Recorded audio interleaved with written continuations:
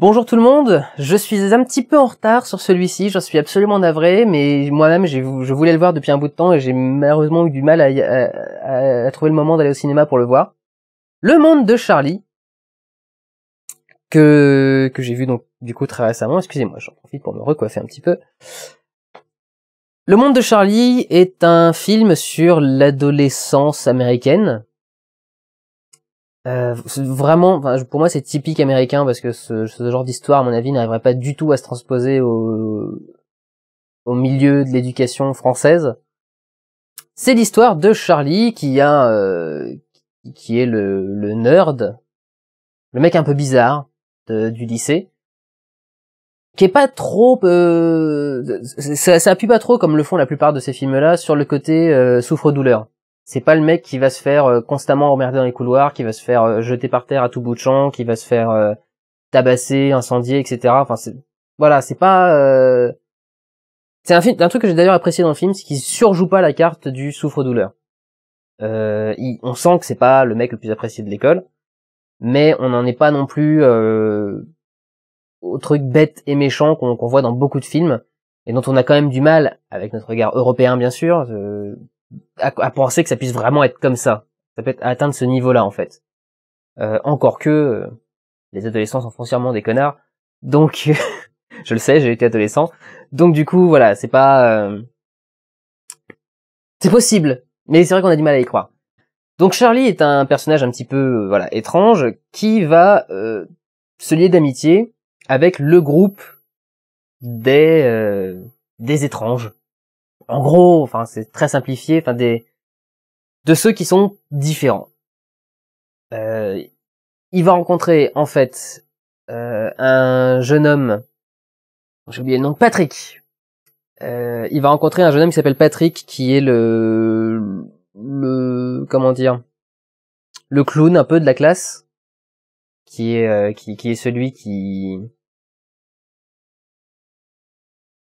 je crois qu'il est un peu en retard en plus. Non, il est pas en retard, il a redoublé ou quoi? Je sais plus. Enfin, il me semble qu'il a dû redoubler. Et sa sœur, qui s'appelle, je crois, dans le film Sam, et évidemment, la fiche IMDb que j'ai sous les yeux ne met pas du tout les acteurs par importance, mais par carrière.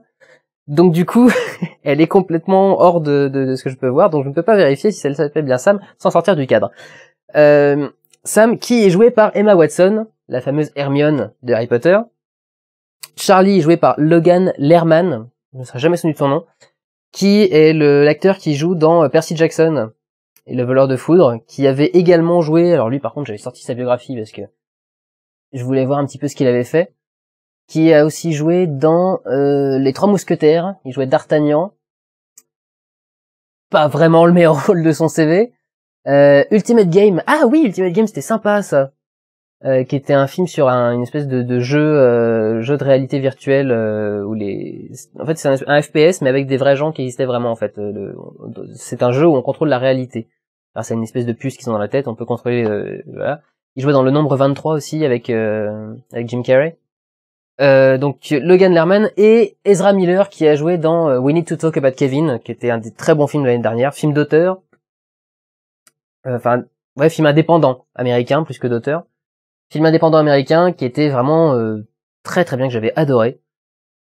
Et qui joue donc le rôle ici d'un espèce de mec un petit peu branleur, un petit peu le petit con, mais qui va du coup prendre Charlie sous son aile avec sa sœur donc Sam et lui faire découvrir les joies de l'amitié, les joies du monde adulte, la drogue, voilà, toutes ces choses auxquelles on accède plus tard dans la vie. On va faire trop tôt. Donc voilà, l'amour évidemment au passage. Il me semble, si je ne m'abuse, que le réalisateur est celui qui avait écrit le roman de base. Je dis peut-être une connerie. Non, c'est bien ça, Stephen Chbosky, qui a écrit le bouquin, qui a lui-même écrit le script, et qui a réalisé le film. Qui s'en sort très bien. J'ai trouvé que c'était plutôt bien foutu, et j'ai pas trop pesté contre ce truc-là. Faut savoir que quand on réalise une adaptation de livres. Ça, j'en ai pas parlé dans ma vidéo sur l'adaptation, tiens. En France, quand on veut réaliser un film, il faut avoir déjà été assistant réalisateur de quelque chose et avoir réalisé, si possible, un court-métrage ou un truc dans le genre. Sauf dans le cas où nous sommes auteurs de romans. Si on est auteur et qu'on veut adapter soi-même son roman au cinéma, on peut devenir réalisateur directement. C'est pour ça qu'on devient très souvent réalisateur grâce à l'écriture en France. Ce que je trouve complètement con, sous prétexte que on sait écrire, qu'on a une plume, qu'on a une patte, on devrait savoir gérer une équipe de 50 à 100 personnes, connaître les langages cinématographiques de base, savoir diriger un acteur, savoir mettre en marche ce genre pour moi, c'est un peu une aberration. Il faut savoir qu'en France, le réalisateur, en principe, ne s'occupe que du jeu d'acteur.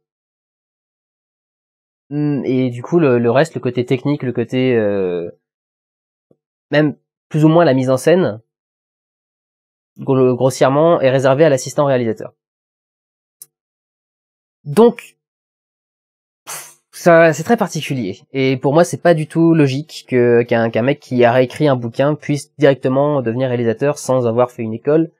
Mais même sans avoir fait une école, voilà, sans avoir au moins dû réaliser quelque chose avant, un petit court-métrage, un truc, ne serait-ce que pour savoir comment on fait. De savoir comment on écrit un roman, on se met devant un PC, ou devant une feuille, devant une machine à écrire, devant un rouleau de PQ, je sais pas, vous faites ce que vous voulez, et vous écrivez. Réalisateur, c'est quand même un petit peu autre chose. Je veux dire, si la plupart des écoles ont des cycles de 3-4 ans de réalisation, c'est pas pour rien. Bref. Donc, ça a mis au passage, parce que c'est vraiment une parenthèse française, le film Le Monde de Charlie est vraiment sympa. On passe du rire aux larmes assez rapidement. C'est assez surprenant d'ailleurs. On va dans la même scène, on va rigoler vraiment franchement, et d'un seul coup avoir un espèce de truc très très lourd qui va nous tomber dessus, sans pour autant qu'on s'en veuille d'avoir rigolé un petit peu avant. Donc je trouvais que c'était assez habilement géré. Ça, c'est une qualité d'écriture, mais vraiment au niveau de la mise en scène, c'était vraiment plutôt bien foutu. Il y a pas mal de jeux sur des flashbacks qui sont bien amenés, pas mal de petits effets comme ça de réalisation qui sont plutôt intéressants, des ellipses, des passages sous silence qui rendent plutôt bien, et le jeu d'acteur vraiment est très très bien. Comment s'appelle-t-il? Logan Lerman joue très bien. C'est pas, y a pas de défaut dans son jeu d'acteur. Ezra Miller, je suis assez surpris de ce qu'il a fait. Il est vraiment plutôt bon.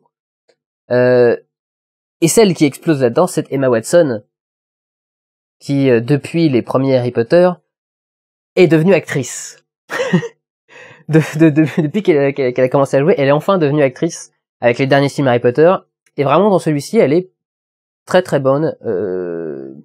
Alors enfin, je viens d'avoir du mal à dire bonne parce que je suis persuadé que tous les hétéros qui regardent cette vidéo vont me dire ouais, elle est bonne. Elle est bonne actrice.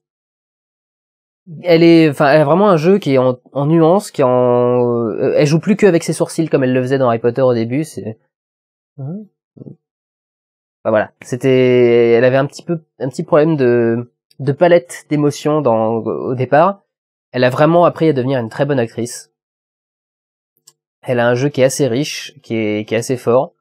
Et vraiment, elle s'en sort très très bien. Pour moi, c'est le très bon point de ce film, c'est Emma Watson. Mais vraiment, tous les acteurs sont bons. En plus, ils sont entourés d'un bon casting, globalement. Dylan McDermott, Kate Walsh. C'est pas Tom Savini. J'avais complètement oublié ça. Tom Savini, qui est spécialiste en effets spéciaux à la base, qui faisait tous les zombies des films de George Romero. Donc Le Jour des Morts Vivants, La Nuit des Morts Vivants, etc. C'est Tom Savini, qui est également réalisateur du remake La Nuit des Morts Vivants, qui avait remonté Zombie quand il était sorti en Europe, et qui est acteur, enfin qui fait des petits rôles de temps en temps, et là qui joue le prof de techno de l'école. Donc Tom Savini avec son gros bide et sa moustache légendaire qui débarque et qui fait le prof de techno, j'étais un peu en admiration devant le truc. Donc Le Monde de Charlie est vraiment je le conseille. C'est vraiment plutôt sympa, il y a des scènes très intéressantes, ça va vous toucher, vous faire rire, vous faire sentir bien, vous faire sentir mal, vous avez vraiment une bonne palette d'émotions. Et vraiment un film intéressant, surtout pour un premier film. A priori, je crois que c'est son premier film. Donc ouais, si vous avez moyen de le voir encore, je suis navré, du coup je le fais en retard, donc peut-être qu'il passe plus chez vous. Et si vous avez encore moyen de le voir, essayez de voir Le Monde de Charlie. Vraiment, c'est une bonne surprise de ce début de l'année. Et je vous le conseille. Prenez soin de vous, allez voir des films. Ciao!